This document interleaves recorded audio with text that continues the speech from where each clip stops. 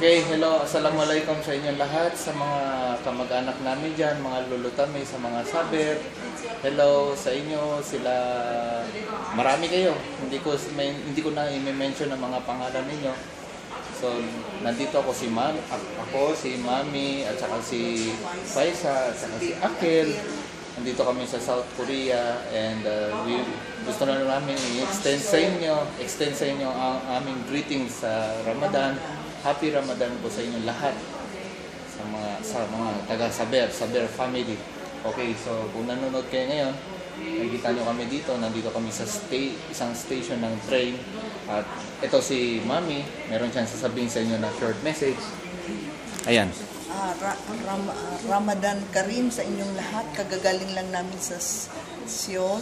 Nagsambayan kami sa Grand Mosque nila. Talagang maraming tao, marami hanggang labas. Katulad sa Philippines na kedumpasan na liyo.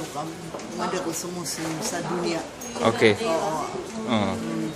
Sige, yung ano yung binili mo kanina? Souvenir lang yun. Souvenir. Okay, so next time yung mga iba naman, inshallah, mabigyan natin kung sino. Kasi hindi kayo nagsasalita.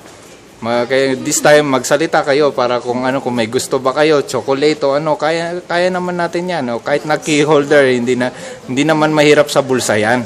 Basta magsalita lang kayo. Ang importante na ikipag-communicate kayo sa amin. Communication tayo sa pamilya dahil magkakapatid tayo, magkakamag-anak.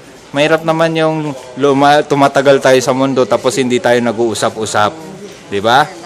So, okay. So, ayan si Ma'am Paisa, ayan. Okay, so yan guys.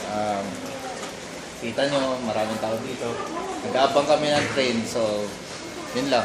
And see you in the future, mga lulutakan saan sa Imisyo, Marawi, Miyamisakan sa mga tangadakan, mga pakiwatanan. Love you all. And always take care and always pray to Allah. Okay. Wassalamualaikum warahmatullahi wabarakatuh.